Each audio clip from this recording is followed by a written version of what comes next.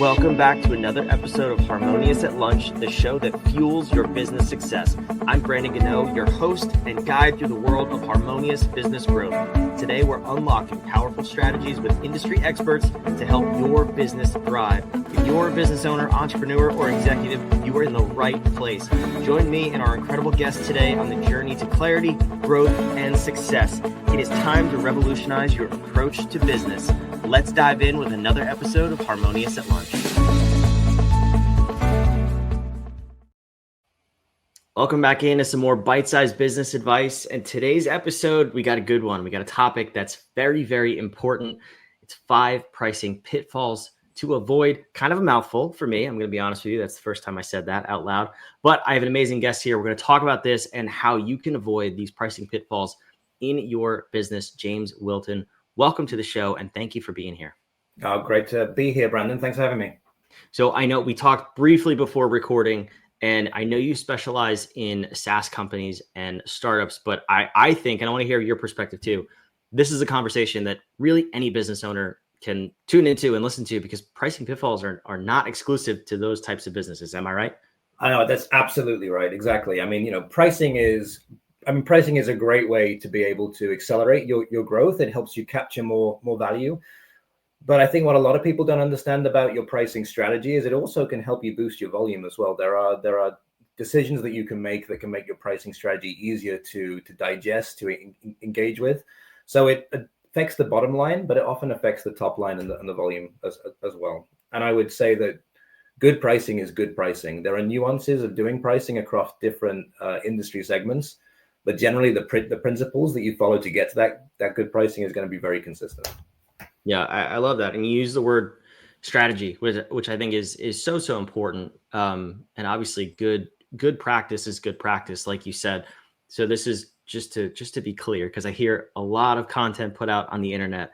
This is not a tactic. This is a strategy that can be adapted for wherever you find yourself in business using these principles. So James, that being said, I'm excited to dive in here. Where do you, when you're consulting with a business, where do you usually start with the pricing conversation? Do they have products and they're in business already, or are we pricing new products, or both?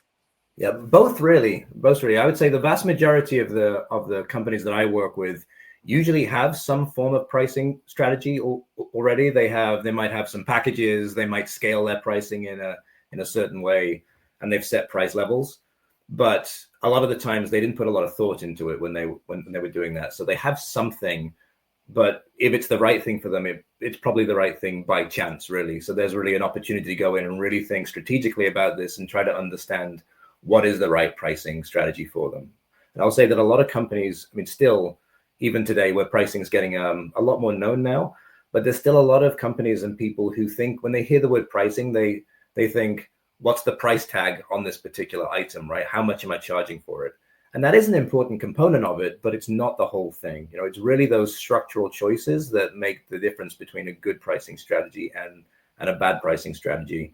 And actually, a better pricing structure can help you get the price level that you're aspiring for, even if you weren't able to get it with the previous price structure. Do you run into a lot, I saw what the local competition was doing, or I saw what everyone else was doing in my industry, and I stuck a pin in the middle. Is that one of the 5 common pitfalls? That is the first one, Brandon. Exactly. No, it is. And that's the first big pitfall that I see companies fall into when they start building pricing strategies, is they just look at their competition and they copy them.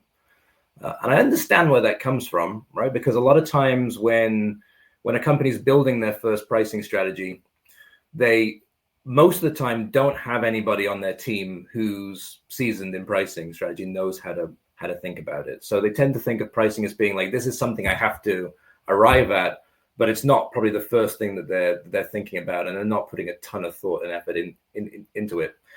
There's also a perception, I think, that there's a right way and a wrong way to price in any industry segment, and therefore, if you look at any particular segment that you're going to be in, you look at the way that your competitors are charging. They've probably got the right system, so you just do the same thing as them and adjust your price level. But that is completely wrong. It is not the right way to think about it, right? I will say that the probably the most important thing for you to think of when you're building your pricing strategy is actually your objectives. What are you trying to achieve? Because if you've got two companies who are in the same space with the same product, same customers, everything is the same, apart from the fact that they're trying to achieve different things, the right pricing strategy for them is going to be completely different in those two circumstances. And a lot of newer companies out there are really trying to think about, let's get a lot of customers, let's get them in at a reasonable price point, but let's try to ramp up their price levels over time and grow. Whereas a lot of maturer companies are really, they've done a lot of their product development, they're very established, they're really far more focused on revenue maximization and profit maximization right at the time then. So if you copy what they're doing, you're going to be copying the pricing strategy of a company who's trying to achieve completely different things from you. And your pricing strategy is going to be good at achieving that, but it's not going to be very good at achieving the things that you want to be achieving. So, right out of the gate, first thing is you really want to be thinking about, what are the most important things that my business is trying to achieve? What's the relative importance of those? And then when you start to make your pricing strategy choices, you can think about which ones of those objectives you are serving or deprioritizing in those choices. Make sure you end up something that on balance is going to help you achieve everything that you want to achieve. Yeah, I love that explanation, and it popped into my head while you were explaining it. It's kind of like gas station pricing. If you think about it, it's like, all right, well, what are all the other gas stations doing around here? And I need to be either the lowest or right in the middle, so I have a fighting chance, right? And then you're in the Northeast. I'm from the Northeast. I thought of Wawa. Do you have Wawas by you? No, we don't, but I'm very familiar with them. My wife used to live in Princeton for a while. Oh, okay. So then she knows. She knows it's an experience. It's not a gas station first and foremost. Exactly. But I thought of that because I'm like, they were never the lowest price, at least the ones that I would go to. But you go there because you're going for something more than gas. You go to the convenience store or whatever it is, and they've clearly put intention into their pricing. There could be 4 other gas stations on the same corner, and they would be significantly higher, but always there would be lines at Wawa. Yep, and exactly. it's everything you're saying, right? They're putting intention behind the strategy of their pricing, and the other 3 or 4 gas stations just want it to be the lowest price. Exactly. Actually, I'd say even beyond that, Brandon, I'd say like they are. Well, I have a better like understanding of their value, right? Because there's actually a very good book out there which I'd advise anybody to read, which is called Negotiating with Backbone by Reed Holden. It's a pricing book, and it talks a lot about different buyers. And one of the things that Reed talks about in this book is the fact that there are value buyers, right, who really want the best quality product that they can get. There are relationship buyers who aren't so interested in the product, but they really want a good, strong relationship with whoever they're buying for. There are price buyers who are literally only interested in getting the best price that they possibly can for whatever it is that they're buying. And then there are poker players, right, who are actually value buyers or relationship buyers, but they try to convince you that they're price buyers in order to get a lower price through the deals. But anyway, point being that even with something that's a commodity like gas, right? We think of as just gas being very undifferentiated. You get gas from here or gas from there. It's the same gas. So you'd think that everybody would be a price buyer, but that's not actually the case, right? Even in these commodity markets, only about a third of buyers are actually price buyers. The rest of them are going to be value buyers or relationship buyers. And I think what Wawa have tapped into there is that there is, the product is not just the gas, right? The product is the experience around the gas and the and everything else. So people will pay more for that experience. So just because you've got something which you might see as a commodity doesn't mean it necessarily is in your customer's eyes, and there might be opportunity to charge more than what your customers are paying for something quite similar. Yeah, interesting stat with the when you said 1/3, even in a commodity market, 1/3 of buyers are price buyers. I was not aware of that, but that's actually really interesting. Anyway, let's dive into some more pitfalls here. That was kind of the big one, the first one. What else do you got? Yeah, absolutely. So number 1 was copying the competitors. Number 2 is doing your pricing inside out, as we say. So like doing it inside out means we, the company, the vendor, are going to be like pricing based on what we think is important to customers and what we think the customer will be willing to pay. Because we know our product really well, right? We feel like we understand this stuff and we'll make good decisions there.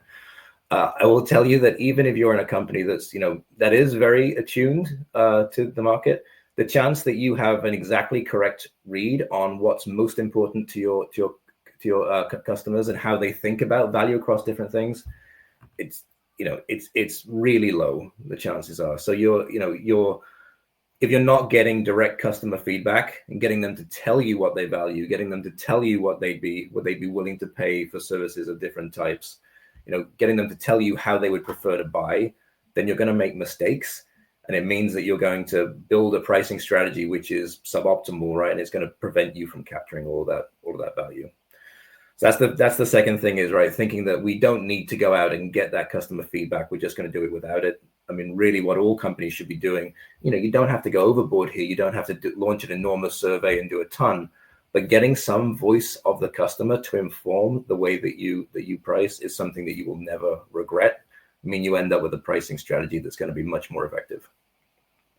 I like that. That obviously has to spill over into marketing of the product too, right? Because if you're talking about the things that only you care about, you're going to decrease the number of buyers because your potential market doesn't care about those same things. Exactly. Right. And also, you think about a product, right? There's always going to be a certain amount of actual value that your product delivers to a particular customer, right? But the thing is, in pricing, actual value doesn't matter that much, right? What really does matter is the perceived value, which is the amount of value that the buyer can see.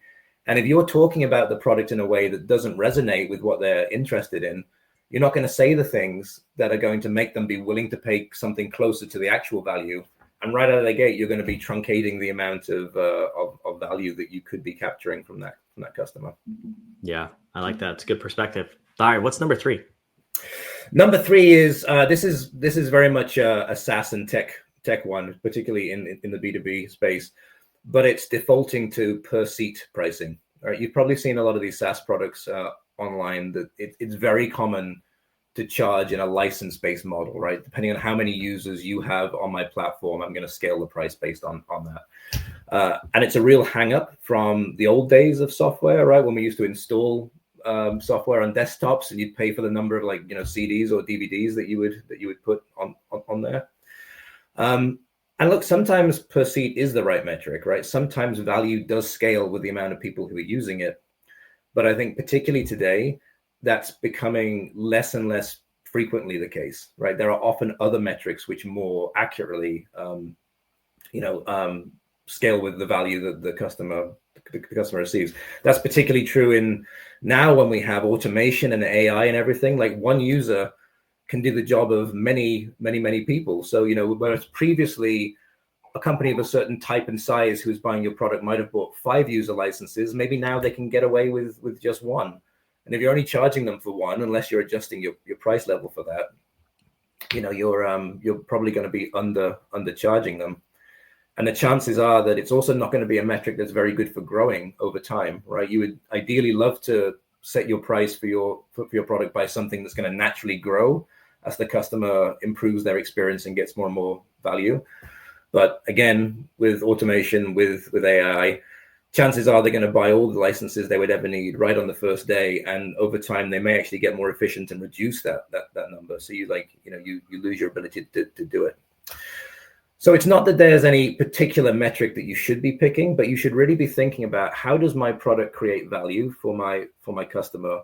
What metric really scales with the amount of value that they will actually get, or metrics in cases. It doesn't always have to be one. And let's set price based on that. And there are many other criteria that you can use to find the exact optimum one, but starting with value and thinking about that is going to set you off on the right foot. I love that. I might be a little bit biased because I am the COO of a SaaS company. So this is obviously a very relevant conversation for me. But let's use an example that probably most of the listeners are familiar with. And I actually just saw a blog post on your website about this very thing. Canva, and it's an experience that we just had. So I want to unpack what this could look like for them. We had a situation with our marketing team where they needed Canva licenses for the team, and they were like, I mean, we're not going to use it a ton. We probably need one for our CMO. We need one for the team underneath her, and then a generic account for the rest of the company that we could all log into as needed. So 3 Canva accounts, and that's going to get us pretty far. what's another metric that Canva could be leveraging in order to get more money from us in particular, but all their clients that are not tied to licenses? Yeah, exactly. I mean, they have to really think about the way that you guys create value for yourselves by using the product, right? So if you're using, let's say, I imagine you might be using, Canva for your marketing efforts, say, Brandon, right? Yep. It might be that, the number of distinct sort of projects you have going on at any time is an indication of how much value that you are getting through Canva. Or it might be like the amount of, like, if you want to go even more output based, like the amount of these kind of design projects that result in being posted will really dictate, how much value you actually got out of it. Now, as I said before, there's other considerations here, right? Like it might be very difficult for Canva to actually figure out which of those projects result in something that you actually post or not. So that may not be a viable thing for them. But I'd say that line of thinking in terms of projects and like what you're doing and, how much stuff the users that you have there are actually creating is going to be more of an indication of the amount of value that you're getting. And if they were pricing on that basis rather than pricing on users, right? The amount of work that you guys need to do is not going to decrease by the amount of users that you put in there, right? You're just going to try to funnel more stuff through the same amount of users. So tying it to that metric then prevents them from just saying, let's reduce our pricing by just squeezing down our number of users. And if anything, actually, it probably encourages you to get more projects and build it over time, because now there's going to be no restrictions. You can get everybody in your company using Canva if you want to. They're probably going to get more familiar with it. They're going to be more likely to do more work with it, and those numbers of projects come up. So again, I'm not saying that projects specifically is the right thing to be setting price now, but I think something which more equates to the way that you get value and the output that you're trying to create is the right way of thinking for them. Yeah, no, I mean, it makes complete sense. And there's probably 100 different things Canva could do. I like that you're opening the door to this conversation though, because we've all had this scenario where you buy, like you said, you buy the CD and you can only upload it to one desktop or have it in use at one time. Yep. And now we're seeing that with software these days, and it's a monthly subscription, and people are finding ways around it. Like you said, AI, people becoming more efficient. For us, the example is there's no way two people are going to be using it at the same time for the multiple seat license. So why would we pay for two of them? Yeah. And this is just, it's the way we need to go. But I appreciate you opening the door of more value focused pricing and that sort of a strategy, because it's much more scalable and it's better for your customers too. They're going to respect you more and probably spend more money because of this, if I had to guess. Yep. So we have only scratched the surface. That was 3 of 5 tips. We're going to leave the audience on a cliffhanger here, but the great news is you can help them understand what those other 2 pitfalls are. And if someone did want to reach out or learn more about this, take a deep dive into their pricing strategy, where's the best place for them to go? Yeah, absolutely. So probably the best place right now would be the website for my book, Capturing Value. So capturingvalue.com. The book really, it goes into SaaS pricing specifically and talks about all the things that you need to think about, the decisions you need to make if you were to build a pricing strategy. So a lot of these things that we're talking about, Brandon, are going to be covered in a lot of detail in that book. You'll get snippets on the website as well. I love it. James, thank you so much for that. And everything, wherever you're watching, listening, all the links, the websites, the book link down below in the show notes, so you can go check those out. James, thank you so much for being here. Great to be here, Brandon. Thanks for having me.